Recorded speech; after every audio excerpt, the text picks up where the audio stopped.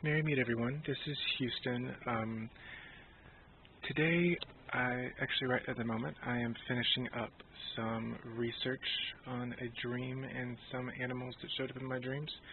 And while I was doing that, I thought I would make a video of animal energies in the craft and how you can incorporate them into your practice, and what are some great resources, I think, of studying different animal archetypes.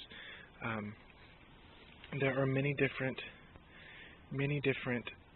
terms used for animals in the craft. You may have read or heard such terms as power animals, totem animals, spirit animals, animal allies, animal guardians, things along that line. There are a difference, but I'm not going to go into that right now. I will do that during a future or later video. But animals show up to those who practice, and those who don't. They show up in many different ways, in many different varieties. One instance that I could say is one may show up, you're driving along to work, you're thinking about a particular thing that's stressing you on your way to work, and out of nowhere, a particular bird flies into your point of view, like into your area of sight, and you notice there's a particular type of bird, and you go do research on that type of bird, and it has a meaning for you to help you answer that particular situation or that particular question you were stressing about. Or, it could show up in dreams, in meditations. You could have an affinity for a particular type of animal. But I'll say what I was researching this morning is I had two particular types of animals show up to me in my dream last night. And from one I did, starting here, I have 5.25 pages of research that I've written down. This is one of my many books of shadows. It's kind of like a journal. But I found out a lot of interesting information, a lot of interesting attributes that I'm going through in my life right now, and I'm kind of interested to study more and to get more into the animal that called out to me in my dream. The way I feel that you can, even if I'm trying to think how to word it. If you've been practicing and you're interested in learning if you have an animal spirit guide, or you want to work with animal energy more, the best way I think of is to find your animal spirit guide or your totem animal through meditation, through daily affirmations, through prayer.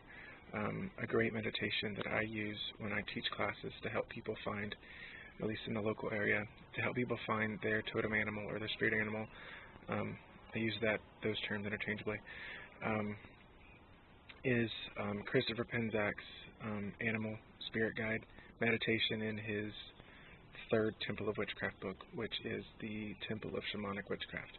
If you don't have that book, I highly recommend for you to check it out. I believe that is a great way to find who your spirit animal is, what animal is calling out to you, and how you can work with them. Now, after you find it, the best thing to do to make a connection is to do research. And you can find a lot of the information out on the internet. I do that myself. There's a couple sites I have saved on my computer that has a ton of information on it, on any kind of animal you can think of. But some of the books I recommend is Animal Speak by Ted Andrews. It's a great book. It goes into birds.